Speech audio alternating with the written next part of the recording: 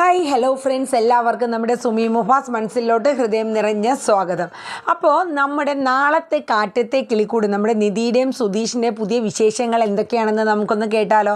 അതോടൊപ്പം തന്നെ നമ്മുടെ വീഡിയോസൊക്കെ നിങ്ങൾ കേൾക്കുന്നതിനോടൊപ്പം തന്നെ എല്ലാവരും നമ്മുടെ വീഡിയോ ലൈക്ക് ചെയ്യുക, അതുപോലെ സ്റ്റാർ ബട്ടണായ ഹൈപ്പും കൂടെ ചെയ്യുക കേട്ടോ. പിന്നെ നിങ്ങളുടെ അഭിപ്രായങ്ങൾ എന്താണെങ്കിലും കമൻറ്റ് ബോക്സിൽ രേഖപ്പെടുത്താനും മറക്കരുത്. അങ്ങനെ നമ്മുടെ സുധീഷിനെ ജയിലിൽ നിന്ന് കൊണ്ടുവരികയാണ് അല്ലേ. സുധീഷ് വണ്ടി ഇടിച്ചത് മാത്രവുമല്ല, ആ എസ് പിയുടെ മോനിട്ട് 2 കൊടുക്കുകയും കൂടെ ചെയ്തു. പിന്നെ അവർ വിട്ടുകൊടുക്കുമോ? 1 മാസത്തേക്ക് സുധീഷിൻ്റെ ലൈസൻസും കൂടെ അങ്ങ് വാങ്ങി വെച്ചു പോലീസ് സ്റ്റേഷനിൽ. എന്താ ചെയ്യണേ? അങ്ങനെ പ്രാന്ത് പിടിച്ചിരിക്കുകയാണ് സുധീഷ്. അങ്ങനെ സുഭാഷും നിധിയും ഹരീഷും സുധീഷും കൂടെ വീട്ടിലെത്തുകയാണ്. സുധീഷാണെങ്കിൽ ആകെ പ്രാന്ത് പിടിച്ച് നടക്കുകയാണ്. എൻ്റെ അവിടെ കിടന്ന് ഇങ്ങനെ ബഹളം വെക്കണേ. എന്തിനാ പൈസ കൊടുത്തത് സുഭാഷ് ചേട്ടാ? അതിൻ്റെ ആവശ്യമില്ലായിരുന്നു, ഞാൻ ഒരു തെറ്റും ചെയ്തിട്ടില്ല, പിന്നെ എന്തിനാണ് പൈസ കൊടുക്കണത് എന്നൊക്കെ ഇങ്ങനെ പറഞ്ഞുകൊണ്ട് സുധീഷ് കിടന്ന് ഇങ്ങനെ ഒച്ചയെടുക്കണേ. അപ്പോൾ പറഞ്ഞു, എടാ പൈസ കൊടുക്കാണ്ട് നിനക്ക് പുറത്തിറങ്ങാൻ പറ്റുമായിരുന്നോ? അപ്പോൾ സുഭാഷ് ചോദിച്ചു. അപ്പോൾ നികേഷും പറഞ്ഞു, സുധീഷ് ചേട്ടാ പൈസ കൊടുക്കാണ്ട് ജയിലിൽ കിടക്കാനാണോ സുധീഷ്, നമ്മൾ ചെയ്തതാണോ തെറ്റ്?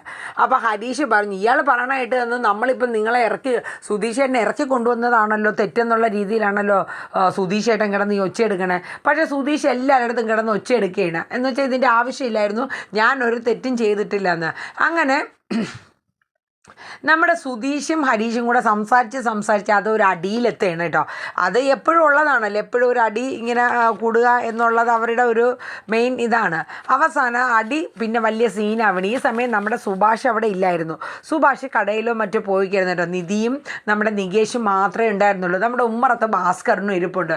അവസാനം ഹരീഷും സുധീഷും കൂടെ പറഞ്ഞ് അവസാനം അടിയായി, വഴക്കായി. നീ എന്നെ ഇറക്കേണ്ട കാര്യമൊന്നും ഇല്ലായിരുന്നു എന്ന് സുധീഷ് ഹരീഷിനോട് പറഞ്ഞു. ഞാൻ ജയിലിൽ കിടന്നോളുമായിരുന്നല്ലോ, നീ പൈസ മുടക്കിയെന്ന് പറഞ്ഞ് നീ വലിയ ആളാവണ്ട എന്ന് വെച്ചാൽ സുധീഷിൻ്റെ വിചാരം ഹരീഷ് പൈസ മുടക്കി ഇറക്കി എന്നുള്ള ഒരു ഇതാണ്. പക്ഷേ സുധീഷ് അറിയുന്നില്ല കേട്ടോ, സുധീഷിൻ്റെ ക്യാഷ് എടുത്തിട്ടുണ്ട് എന്നുള്ളത്. അത് കുറച്ച് കഴിയുമ്പോഴാണ് അറിയണത്. അപ്പോൾ ഹരീഷിന് അതിൻ്റെ ഒരു ഇതുണ്ട്, കാരണം അവൻ പൈസ മുടക്കിയതിൻ്റെ പേരിൽ എന്നെ കുറ്റപ്പെടുത്തുന്നു എന്നുള്ളൊരു തോന്നലാണ് സുധീഷിന്. അവസാനം അവസാനം സുധീഷ് ഹരീഷിനെ തല്ലാണ് കേട്ടോ. നിധി അതിൻ്റെ ഇടയിൽ ചാടി വീഴാണ്. പക്ഷെ വീണ്ടും കാര്യമുണ്ട്, അടി അവിടെ കഴിഞ്ഞു. അവസാനം സുധീഷിനെ വഴക്ക് കൊടുക്കുകയാണ്. എന്തൊക്കെയാണ് നിങ്ങൾ കാണിക്കുന്നത്? ഹരീഷിനും നിധി വഴക്ക് കൊടുത്തു. ഇതെന്താണിത്? ഈ ഒരു കേസും പറഞ്ഞ് നിങ്ങൾ അങ്ങോട്ടും ഇങ്ങോട്ടും കൂടപ്പുറപ്പുകൾ തമ്മിൽ എന്തിനാ വഴക്കടിക്കുന്നതെന്നൊക്കെ ചേർത്ത് നിധി കിടന്നങ്ങ് ചാടാണ്. അപ്പോഴേക്കും നമ്മുടെ ഭാസ്കരൻ ഉമ്മറത്തിരുന്ന് പറയാണ്, അല്ല അവൻ പറയണതിൽ എന്തെങ്കിലും തെറ്റുണ്ടോ? ആര്? സുധീഷ് പറയുന്നില്ല. അവൻ തെറ്റ് ചെയ്തില്ലെങ്കിൽ പിന്നെ ഈ പൈസ കൊടുക്കേണ്ട കാര്യമില്ലായിരുന്നു. ഞാൻ ഇതിപ്പോൾ എൻ്റെ ലൈസൻസും പോയി, പൈസയും വെറുതെ നമുക്ക് പാഴായി എന്നും പറഞ്ഞ് സുധീഷും കിടന്നാടേണ് കേട്ടോ. ഈ ടൈമിൽ ഭാസ്കരൻ പറഞ്ഞു, സുധീഷ് പറയുന്നതിലും കാര്യമുണ്ട്, കാരണം സുധീഷിൻ്റെ ഭാഗത്ത് തെറ്റൊന്നുമില്ല, പിന്നെ എന്തിനാണ് ഈ പൈസ കൊടുക്കേണ്ട കാര്യമെന്ന് ഭാസ്കരൻ ഇതിൻ്റെ ഇടയിൽ കൂടെ ചോദിക്കുകയാണ്. സത്യം പറഞ്ഞാൽ രണ്ടുപേരും ഹരീഷും സുധീഷും കൂടെ വഴക്കിട്ടുകൊണ്ടിരിക്കുന്ന ഇടയിൽ ഭാസ്കരൻ്റെ ഈ ഡയലോഗ് എരുതിയിൽ എണ്ണ ഒഴിക്കും പോലെയുള്ളൊരവസ്ഥയാണ്, അടി മൂർജിക്കുന്ന അവസ്ഥ. നിധിക്കാണെങ്കിൽ ഭ്രാന്ത് പിടിച്ചിട്ട് പാടില്ല, എങ്ങനെയെങ്കിലും രണ്ടിനെ മാറ്റി നിർത്തി. എന്നിട്ട് സുധീഷിൻ്റെ അടുത്തും ഹരീഷിൻ്റെ അടുത്തും പറഞ്ഞതേ 2 എണ്ണം മര്യാദയ്ക്ക് വാ അടച്ചിരുന്നോണമെന്ന് പറഞ്ഞ് നിധി ഒച്ചയെടുത്തു കേട്ടോ. എന്നിട്ട് നേരെ ആ പോക്ക് പോയത് ഭാസ്കറിൻ്റെ അടുത്താണ്. ഭാസ്കറിൻ്റെ അടുത്ത് ചെന്നിട്ട് ചോദിച്ചു, നിങ്ങളൊരു അച്ഛനാണോ? നിങ്ങൾക്കൊരു മര്യാദയുണ്ടോ? മക്കളുകൾ തമ്മിൽ കിടന്ന് അങ്ങോട്ടും ഇങ്ങോട്ടും അടികൂടുക, അതിൻ്റെ ഇടയിൽ എരിയേറ്റ് കൊടുക്കുകയാണോ നിങ്ങൾ ചെയ്യേണ്ടത്? സാധാരണ അച്ഛനമ്മമാർ മക്കളുടെ വഴക്കുണ്ടെങ്കിൽ അത് തീർക്കുകയാണ് ചെയ്യണത്. ഇവിടെ എന്താ ഈ കാണിക്കുന്നത്? അവരെ ഒന്നും കൂടെ അടി കൂട്ടാൻ വേണ്ടിയിട്ടുള്ള ഇതാണ്. നിങ്ങൾക്ക് നാണമില്ലേ എന്നൊക്കെ ചോദിച്ചു. അല്ല മോളെ, ഭാസ്കരൻ പറഞ്ഞു, അല്ല മോളെ, ഞാൻ കാര്യം പറഞ്ഞെന്നില്ല. എന്ത് കാര്യം? ഒന്ന് മിണ്ടാതിരിക്കാവോ എന്നൊക്കെ പറഞ്ഞു. ഭാസ്കരൻ്റെ ആകെ അങ്ങ് ചമ്മി ചൂളിപ്പോവാണ് എല്ലാവരും മുമ്പിൽ. ഒടുവിൽ നിധി 2 എണ്ണത്തിനെ എങ്ങനെയെങ്കിലുമൊക്കെ മാറ്റി നിർത്തി. ഈ സമയത്താണ് നമ്മുടെ പിന്നെ സുഭാഷ് കയറി വരുന്ന, കടയിലൊക്കെ പോയിട്ട് കയറി വരെയാണ്. അപ്പോൾ സുഭാഷ് നോക്കിയപ്പം എല്ലാവരും ഒരു മൂകനെ പോലെയൊക്കെ ഇരിക്കുകയാണ്. അപ്പോൾ സുഭാഷ് ചോദിച്ചു, അല്ല എന്തു പറ്റി എല്ലാവർക്കും? അപ്പം നമ്മുടെ നികേഷ് പറഞ്ഞു, എൻ്റെ പൊന്നു സുഭാഷ് ഏട്ടൻ, ഇവിടെ എന്ത് അങ്കപ്പാടായിരുന്നു. ഹരീഷ് ഏട്ടനും സുധീഷ് ഏട്ടനും കൂടെ പൈസ കൊടുത്തു, അത് കൊടുത്തു, എന്നെ എന്തിനാ ജയിലിൽ നിന്ന് ഇറക്കിയെന്നും പറഞ്ഞ് രണ്ടും കൂടെ അങ്ങോട്ടും ഇങ്ങോട്ടും വഴക്ക. ഒന്നും പറയണ്ട. നിധി ഏട്ടത്തെ ആണെങ്കിൽ അതിൻ്റെ നടുക്കും കിടന്നിട്ട്, അച്ഛൻ അതിൻ്റെ ഇടയിൽ കിടന്നിട്ട് വേറെ ഒന്നും കൂടെ എരിയേറ്റി കൊടുത്തു. അപ്പോഴേക്കും ഭാസ്കരൻ പറഞ്ഞു, അല്ല സോറി, നമ്മുടെ സുഭാഷ് പറഞ്ഞു, എടാ എന്താടാ നീയൊക്കെ കാണിക്കുന്നത്. അപ്പം ഹരീഷും കൂടെ അകത്തിരിക്കുന്നു. ഹരീഷും വന്നു, സുധീഷും ഉണ്ട്. സുധീഷ് പറഞ്ഞു, അല്ല സുഭാഷ് ഏട്ടാ, ഒരു കാര്യം ഞാൻ ചോദിച്ചോട്ടെ, എന്തിനാണ് നിങ്ങൾ ഈ പൈസ മുടക്കിയത്? ഇപ്പം അവൻ പൈസ മുടക്കിയെന്നും പറഞ്ഞ് അവൻ വലിയ വീമ്പിളക്കിക്കൊണ്ടിരിക്കണു. ഞാൻ പറഞ്ഞില്ലല്ലോ എന്നെ ഇറക്കാൻ. അപ്പോൾ ഹരീഷ് ചോദിച്ചു, അല്ല സുഭാഷ് ഏട്ടാ, ഇയാൾ പറയണ കേട്ടാ, അതായത് സുധീഷ് പറയണ കേട്ടാ തോന്നും ഇപ്പോൾ ഇറക്കി കൊണ്ടുവന്നതാണ് നമ്മൾ ചെയ്ത ഏറ്റവും വലിയ തെറ്റെന്ന് തോന്നിപ്പോകുമല്ലോ എന്ന് പറഞ്ഞു കേട്ടോ. അവസാനം നമ്മുടെ സുഭാഷ് പറയുകയാണ്, അതെ, ആ റൂമിൽ ആ കൊച്ചുണ്ട്, അവനെ ഇനി അത് ഈ വഴക്ക് ഒന്നും കൂടെ കണ്ടു കഴിഞ്ഞാൽ അതിന് ഭ്രാന്ത് പിടിക്കുക. ദൈവത്തെ ഓർത്ത് നിങ്ങൾ രണ്ടുപേരും ഒന്നും മിണ്ടാതിരിക്കാവോ എന്ന് ചോദിച്ചു.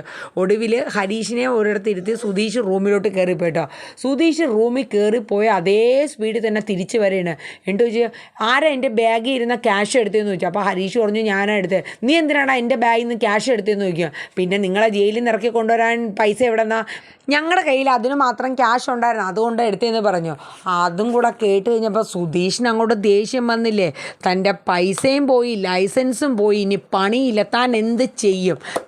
കാരണം നിധിക്ക് വേണ്ടിയിട്ട് വണ്ടി വാങ്ങാൻ വേണ്ടി കരുതി വെച്ചിരുന്ന പൈസയാണ്. അപ്പോൾ അത് ഹരീഷിൻ്റെ അടുത്ത് അന്ന് പറഞ്ഞിട്ടുണ്ടായിരുന്നു. അപ്പോൾ അതാണ് ഹരീഷ് സുധീഷിൻ്റെ ബാഗിൽ ക്യാഷ് ഉണ്ടാകുമെന്ന് കരുതി എടുത്തത്. ഇല്ലെങ്കിൽ ഒരു പക്ഷേ ചിലപ്പോൾ ഹരീഷ് അത് അങ്ങനെ ഒരു സംഭവം അറിഞ്ഞിട്ടില്ലായിരുന്നെങ്കിൽ ഒരു പക്ഷേ ക്യാഷ് എടുക്കത്തുമില്ലായിരുന്നു. സുധീഷിനെ എല്ലാം കൂടെ കേട്ടിട്ട് ആകെ ഭ്രാന്ത് പിടിക്കുകയാണ് കേട്ടോ. എന്ത് ചെയ്യണമെന്ന് അറിഞ്ഞൂടാ. സുധീഷിന് ആകെ മാനസികമായിട്ട് അങ്ങ് തകർന്നു പോവാണ്. എന്ന് വെച്ചാൽ എല്ലാം നഷ്ടപ്പെട്ടു. ഇനി ജോലിക്ക് പോകാൻ ഒരു മാസം പറ്റില്ല.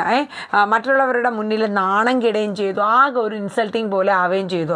അങ്ങനെ സുധീഷ് അവിടെ നിന്ന് ഇറങ്ങിപ്പോവാണ്. ആ സമയം ഹരീഷ് പറഞ്ഞു, ഇന്നത്തെ കാലത്ത് ഒരു ഉപകാരം ചെയ്താലും ഉപദ്രവമായിട്ടേ വരുള്ളൂ, കൂടപ്പിറപ്പൊന്നും പറഞ്ഞിട്ട് കാര്യമില്ല എന്നൊക്കെ പറഞ്ഞ് ഹരീഷും കിടന്ന് പറയണം കേട്ടോ. ഈ സമയത്ത് സുധീഷ് നേരെ പോണത് ബാറിലോട്ടാണ്.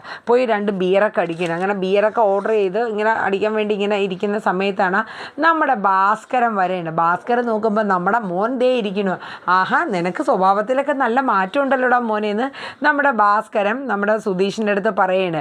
ഈ സമയത്ത് നമ്മുടെ സുധീഷ് ഭാസ്കരനോട് പറയുന്നുണ്ട്, ഞാൻ ഒരു തെറ്റും ചെയ്തിട്ടില്ല, എൻ്റെ കയ്യിലെ പൈസയും പോയി, എൻ്റെ ലൈസൻസും പോയി. അപ്പം നമ്മുടെ ഭാസ്കരൻ പറഞ്ഞു, എടാ മോനെ, നീ ഒരു കാര്യം ചെയ്യണം. നീ ഒരു കല്യാണം കഴിഞ്ഞൊരു വ്യക്തിയാണ്. ഒന്നാമത് നീ നിൻ്റെ ഭാര്യയെ കയ്യിലെടുക്കണമെങ്കിൽ നീ ഈ തരം തരികിട സ്വഭാവങ്ങളൊക്കെ ആകെ മാറ്റണം. നിൻ്റെ ഈ ദേഷ്യം തന്നെ ആദ്യം അങ്ങ് മാറ്റിക്കളെ. അപ്പോഴാണ് സുധീഷിന് തൻ്റെ ചെയ്ത ഇത്രയും നേരം കിടന്ന് ആടി അവിടെ എല്ലാവരുടെ മുമ്പിലും ദേഷ്യപ്പെട്ടതിൻ്റെ ആ ഒരു കുറ്റബോധം ഇങ്ങനെ ഉള്ളിലോട്ട് കടന്നു വരികയാണ്. എന്നിട്ട് ഭാസ്കരൻ്റെ വകയായിട്ട് കുറച്ച് ഉപദേശമൊക്കെ കൊടുക്കുകയാണ്. അതെ, അവളെ മനസ്സ് കീഴ്പ്പെടുത്തണമെങ്കിൽ നീ ഈ സ്വഭാവമായിട്ട് മുന്നോട്ട് പോയാൽ ഒരിക്കലും അവൾ നിൻ്റെ വരുതിക്ക് വരില്ല. അതുകൊണ്ട് നീ കുറച്ചും കൂടെ മാറ്റി റൂട്ട് സഞ്ചരിക്കണമെന്ന് ഭാസ്കരൻ പറഞ്ഞു കൊടുക്കുകയാണ്. അപ്പോൾ ഇതൊക്കെ കേട്ട് കഴിഞ്ഞപ്പോഴേക്കും സുധീഷ് ഇരുന്ന് ഇങ്ങനെ ചിന്തിക്കുകയാണ്, ഇന്ന് അവരുടെയൊക്കെ മുന്നിൽ കിടന്ന് എന്തായിരുന്നു കോലം. വല്ലാണ്ട് എല്ലാവരുടെ അടുത്തും ഒച്ചയെടുത്തു. അതിൻ്റെ ആവശ്യമില്ലായിരുന്നു. എന്നെക്കുറിച്ച് നിധി എന്ത് കരുതി കാണും. ഹരീഷിൻ്റെ അടുത്തും ആവശ്യമില്ലാണ്ട് ഒച്ച എടുക്കേണ്ട കാര്യമില്ലായിരുന്നു. എന്നെ ഇറക്കിക്കൊണ്ട് വരാൻ വേണ്ടിയിട്ടല്ല അവർ പൈസ മുടക്കിയതും പൈസ എടുത്തതും. എന്നിട്ട് താൻ തന്നെ ഈ കിടന്ന് ഇങ്ങനെ ആടിയിട്ട് എന്തെങ്കിലും കാര്യമുണ്ടോ എന്ന് പറഞ്ഞു കേട്ടോ. ഇതേ സമയം നമ്മുടെ ഹരീഷാണെങ്കിൽ നിധിയുടെ റൂമിൽ ചെന്നിട്ട്, നിധിയേട്ടത്തി എന്നോട് ക്ഷമിക്കണം, സോറി കേട്ടോ. എന്തിന് സോറി? അതെ, ഞാൻ വഴക്കുണ്ടാക്കിയില്ലേ, അതുകൊണ്ടാണ്. വഴക്കുണ്ടാക്കി എല്ലാ പ്രശ്നവും ഉണ്ടാക്കിയിട്ട് സോറി പറഞ്ഞാൽ മതിയല്ലോ എന്ന് നിധി പറഞ്ഞു. അതെ, അവൻ പെട്ടെന്ന് ഇങ്ങനെ പറഞ്ഞു വന്നപ്പോൾ ഞാൻ അറിയാണ്ട് ഞാനും ദേഷ്യപ്പെട്ടതാണ്. ഈ പറഞ്ഞുകൊണ്ടിരിക്കുന്ന സമയത്ത് നമ്മുടെ സുധീഷും കയറി വരെയാണ്. അപ്പം നമ്മുടെ നിധിയും ഹരീഷും അതുപോലെ നികേഷും സുഭാഷും ഒക്കെ നിൽക്കുകയാണ്. ഈ സമയത്ത് സുധീഷ് നേരെ ചെന്നിട്ട് നിധിയുടെ അടുത്ത് പറഞ്ഞു, നിധി സോറി എന്ന് പറഞ്ഞു. എന്തിനാ സോറി പറയണത്? വഴക്കും ബഹളമൊക്കെ ഉണ്ടാക്കാൻ എല്ലാവർക്കും അറിയാം. നിങ്ങൾ കൂടപ്പിറപ്പുകളാണെന്നുള്ള കാര്യം നിങ്ങൾ ഓർത്തോണം. കാര്യം അങ്ങോട്ടും ഇങ്ങോട്ടും നിങ്ങൾ തല്ല് കൂടുന്നു. നിങ്ങൾ ഈ തല്ലുന്ന സമയത്ത് ഒന്ന് അടി അങ്ങോട്ട് മാറിപ്പോവുകയാണെങ്കിൽ ഒന്ന് ആലോചിച്ച് എന്താ അവസ്ഥ, എന്തെങ്കിലും സംഭവിച്ചാൽ എന്തെങ്കിലും ചെയ്യാൻ പറ്റുമോ? അപ്പോഴേക്കും സുധീഷ് വീണ്ടും സോറി എന്ന് പറഞ്ഞു കേട്ടോ. എന്നിട്ട് സുധീഷ് നേരെ ഹരീഷിൻ്റെ അടുത്തോട്ട് ചെന്നു. എന്നിട്ട് സുധീഷ് പറഞ്ഞു, എടാ സോറി കേട്ടോ, അപ്പോഴത്തെ ദേഷ്യത്തിന് പെട്ടെന്ന് ഞാൻ അങ്ങനെയൊക്കെ പറഞ്ഞതാണ്. എന്നിട്ട് കൈ പിടിച്ച് സോറിയൊക്കെ പറയണേ. അപ്പോൾ ഹരീഷും തിരിച്ച് അതുപോലെ തന്നെ സോറിയൊക്കെ പറയണേ. അപ്പോഴേക്കും രണ്ടുപേരും പിണക്കമൊക്കെ മാറി രണ്ടുപേരും ഓക്കെ ആയിട്ടോ. എന്നിട്ട് രണ്ടുപേരും കൂടെ പുറത്തോട്ടൊക്കെ പോവുകയാണ്. ഈ സമയം നമ്മുടെ സുഭാഷ് നിധിയുടെ അടുത്ത് പറയാം, കണ്ടില്ലേ, ഇതാണ് ഇതാണ് സ്വഭാവം എന്ന് പറയും. അപ്പോഴേക്കും നമ്മുടെ നികേഷ് പറയും, രണ്ടുപേരും പണ്ട് മുതലുള്ള ശീല നിധിയേട്ടത്തി അടി കൂടും, ഭയങ്കരമായിട്ട് അടി കൂടും. ഒരു 10 മിനിറ്റ് കഴിയുമ്പോഴേക്കും ഇതാണ് അവസ്ഥ. തോളത്ത് കൈയിട്ട് രണ്ടുപേരും ഇരിക്കും. എന്ത് ചെയ്യാനാ, എന്തെങ്കിലും പറയാനോ ചെയ്യാനോ പറ്റുമോ എന്നിങ്ങനെ നിധി ചോദിക്കും. പക്ഷേ എന്തൊക്കെയാണെങ്കിലും നമുക്ക് ഇത് പ്രോത്സാഹിപ്പിച്ചു കൊടുക്കാനൊന്നും പറ്റില്ലല്ലോ. ഇങ്ങനെ വഴക്ക് കൂടുമ്പോൾ നമുക്കത് പിടിച്ച് മാറ്റിയേക്ക് ചെയ്തല്ലേ പറ്റൂ സുഭാഷ് ചേട്ടാന്ന് നിധി പറയണം കേട്ടോ. അത് കഴിഞ്ഞിട്ട് രണ്ടുപേരും കൂടെ പോയി പുറത്തിരുന്ന് ഹരീഷും സുധീഷും കൂടെ സംസാരിക്കുകയാണ് കേട്ടോ. അതെ, ഞാൻ ആ നിധിയുടെയൊക്കെ മുമ്പിൽ വെച്ച് അങ്ങനെ ആ രീതിയിലൊന്നും പറയാൻ പാടില്ലായിരുന്നു. അപ്പോൾ ഹരീഷ് പറഞ്ഞു, അത് സാരമില്ല, നിനക്ക് വേണ്ടിയിട്ട് നീ ജയിലിൽ കിടക്കണ കണ്ടു കഴിഞ്ഞാൽ അത് നിധിയേട്ടത്തിക്ക് ഒരു ബുദ്ധിമുട്ടല്ലേ, അതുകൊണ്ടല്ലേടാ ഞങ്ങൾ എത്ര റിസ്ക് എടുത്തിട്ടാണെങ്കിലും നിന്നെ പുറത്തിറക്കാൻ കൊണ്ടുവന്നത്. നീ അത് വേറൊരു രീതിയിൽ മനസ്സിൽ ആക്കി കഴിഞ്ഞാൽ പിന്നെ എങ്ങനെയാണ് ശരിയാവണേന്നൊക്കെ പറഞ്ഞു. എന്നിട്ട് ഹരീഷ് സുധീഷിനെ ഉപദേശിക്കുകയാണ്.